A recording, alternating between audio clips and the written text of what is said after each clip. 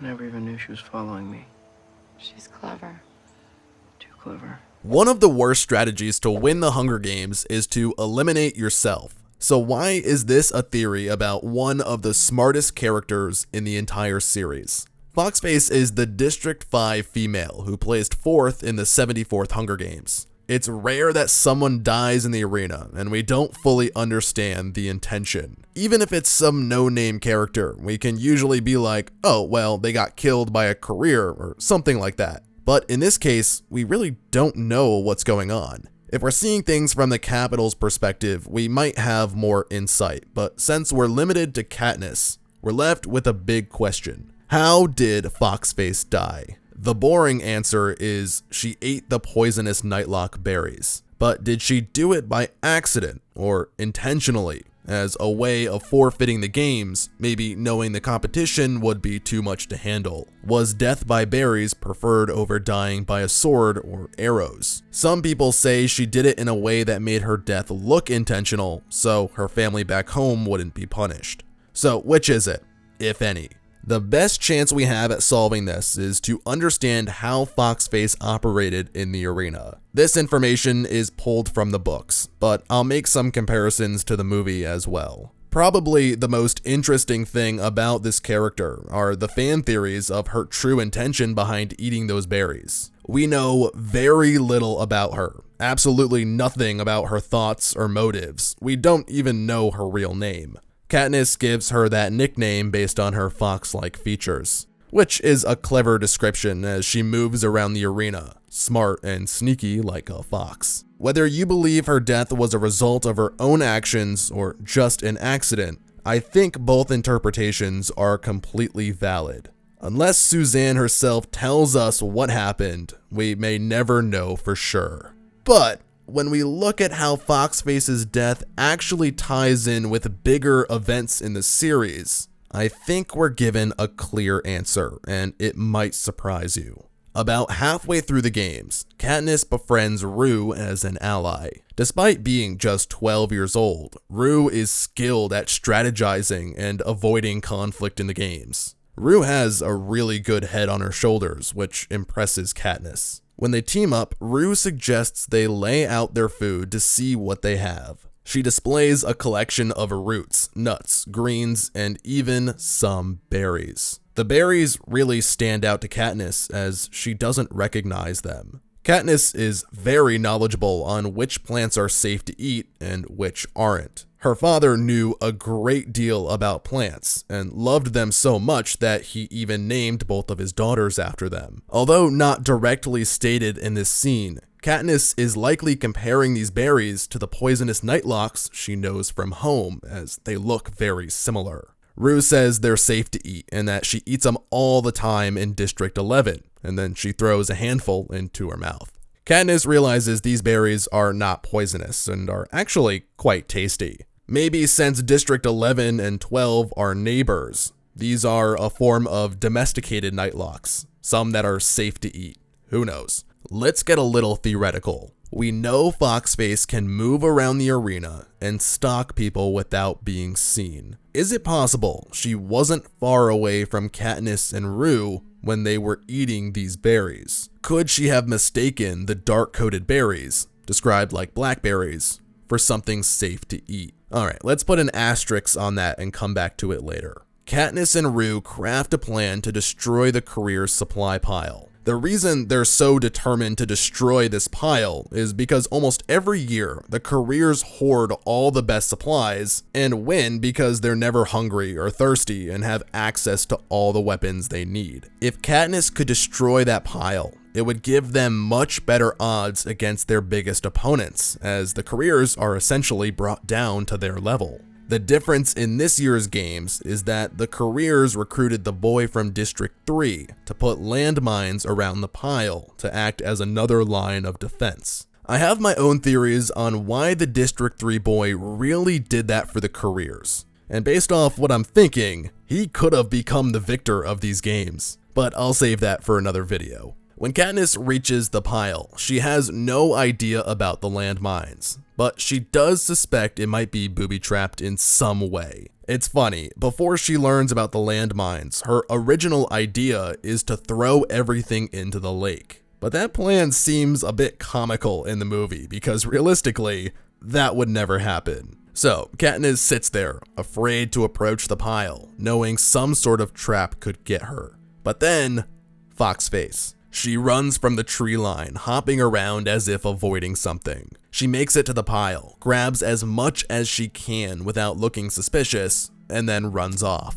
This confirms Katniss' suspicion that the pile is trapped, and she connects the dots. The traps are landmines. This realization makes it easier for her to destroy the pile, and as we know, she does. What follows is a scene that's cut from the movie. Katniss' ear is damaged from the explosion, and she carries that injury for the rest of the games. She spends the night hidden in the bushes, lying there in pain. When the sun comes up, she hears laughing, thinking the careers have found her. But it's actually just Foxface, who has returned to the now destroyed supplies pile. She stands in the rubble laughing hysterically, and scours to find a metal pot and a small knife. Until this point in the games, Katniss didn't think much of Foxface, but as more tributes get picked off, she questions how much of a threat Foxface could become. Something about her intelligence is so similar to Katniss, but she's always one step ahead. We get an interesting perspective on Katniss' thoughts of Foxface. I'm perplexed by her amusement until I realize that with the career stores eliminated, she might actually stand a chance, just like the rest of us. It crosses my mind to reveal myself and enlist her as a second ally against the pack. But I rule it out. There's something about that sly grin that makes me sure that befriending Foxface would ultimately get me a knife in the back. With that in mind, this might be an excellent time to shoot her. What if Foxface overheard the conversation about the berries, followed by the conversation about destroying the career supplies pile? Could she have stalked Katniss to the pile, then made her move to grab something in between when the careers left and when she knew Katniss would blow it up? Maybe she was laughing because she couldn't believe her eyes. Katniss actually did it, giving herself and everyone else a better chance. After Rue's death, Katniss seeks out Peeta and forms an alliance. Peeta is in terrible condition with an injured leg, a burning fever. Without proper help, it's just a matter of days before he would be dead. One of the devices the game makers use to stir excitement in the games is a feast. Typically, this happens when the remaining tributes are tired, hungry, and the action has slowed down a bit. The game makers would raise a table piled high with food into the arena, making the tributes fight over it. However, the 74th games are different. Instead of food, the game makers offer each tribute something they need desperately. For District 12, this means medicine for Peeta. In the movie, Katniss waits for Peeta to fall asleep before sneaking off to the cornucopia to retrieve the medicine. But in the book, you could say this scene is a little more dramatic. Katniss receives sleep syrup from a sponsor, and Haymitch urges her to use it on Peeta, while also suggesting she take some herself. Katniss, however, decides to mix the syrup with berries that Peeta is unfamiliar with to pass off the extra sweet taste of the syrup. When Peeta realizes the berries are laced with a powerful sleep syrup, he tries to throw it up, but it's no use. At the feast, Katniss is strategizing the best course of action to get the District 12 bag. She's there at the crack of dawn, suspecting one of the careers will try to hunt her. That's when she sees, you guessed it, Foxface. Foxface is hiding in the cornucopia. She quickly grabs her backpack and bolts into the woods. Katniss is angry with herself for not thinking of that plan earlier. It was a genius idea to hide in the cornucopia. It would have given her much greater odds of getting her bag without facing a career. This feast happens late in the games. Everyone left is considered a threat. Thresh is massive and could strangle Katniss if he wanted to. Cato and Clove are both skilled hunters. As for Foxface, here's what Katniss thinks of her. I'm always dreading the others, but maybe Foxface is the real opponent here. I can't help but feel that Katniss is subtly comparing Foxface to Joanna Mason, a victor from 3 years prior who played the games as innocent, only to reveal herself as a killer on the final day, destroying all her opponents. Katniss is familiar with Joanna really early in the book when Katniss is explaining to us how the games work, along with the different arenas and strategies. She mentions Joanna. I've always felt that even in just some small way, Joanna was a heroine to Katniss. On a side note, I also think Joanna was a heroine to Clove, which ties into another theory I have, but I won't get ahead of myself. Do I think Foxface is going to reveal herself as a killer? No, I don't, but you can't blame Katniss for considering that as a possibility, especially since, with only so many tributes left, the prey will become predators. Just like Katniss, who only kills when necessary, but as the games grow more intense, you see her growing desire to hunt. Once Peeta is healed from his injuries, he and Katniss go hunting. For animals, not tributes. I just love Peeta in the books. He's trying so hard to help Katniss hunt, but his footsteps are just too loud and his hurt leg is not helping, scaring away any potential animals. That's when Peeta has the brilliant idea for Katniss to be the hunter, while he becomes the gatherer. Peeta heads back to the stream to pick berries, but when Katniss tries to signal him in the same way she signaled with Rue, and there was no response, she became worried. When she sees Peeta and realizes he's not dead, her fear turns to anger and she yells at him to be more alert and to respond if there's a signal. Startled, Peeta drops the berries. Katniss immediately recognizes these berries as the poisonous Nightlock. Both Katniss and Peeta are hungry, so they check what food they have left and realize their cheese is missing. After a moment of blaming each other, they discover Foxface's body, having just died from eating the Nightlock berries. Foxface had been stalking them for some time and had stolen their cheese, which infers she also tried stealing the berries that Peeta picked, which she probably thought were safe.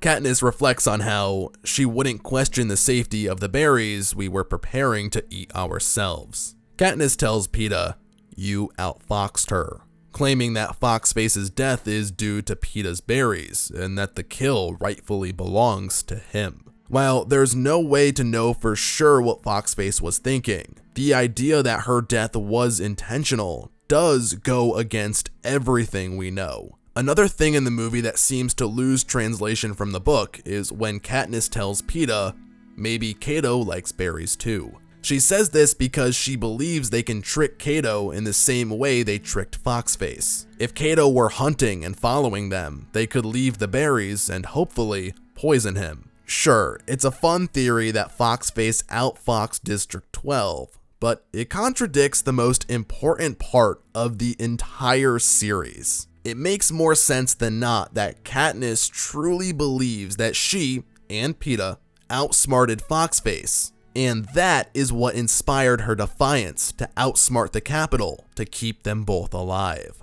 A few chapters prior to Foxface's death, Katniss and Peeta are talking about Haymitch's games. At this point in time, they know nothing about how Haymitch won. They think, well, he's not super strong and not really attractive, so his best chance at beating the odds was outsmarting the game. That was a really lucky guess, as we find out in the next book that Haymitch used the arena's force field as a weapon. So when they outsmart Foxface, Katniss sees it as a way to outsmart the Capitol. The movie infers that she has feelings for Peeta, and while she certainly feels something more for him than she did at the start of the games, she hated him at the beginning of the games. Her true motivation behind the berry stunt wasn't love, it was defiance. The gullible may have bought the act, but anyone with a brain, like Snow and the districts, knew it was a ploy, and that's what sparked the uprisings. Yes, in the movie it feels like she might have something for Peeta, but in the book, they end up going separate ways, and Peeta is really upset with Katniss after it's revealed everything she said in the arena was just for the show. To say Foxface wasn't tricked, that her death was done by herself, is uninspiring the most important part of the series. Much like Glimmer, the most beautiful tribute who was turned into a hideous mess, Foxface met her end in a way that made her best quality her biggest downfall. In hindsight, her biggest mistake was not allying with Katniss and Rue. Had she done so, the 74th games might have played out very differently. Thank you all for tuning in to today's games. If you enjoyed, consider subscribing. I'll catch you all in the next one.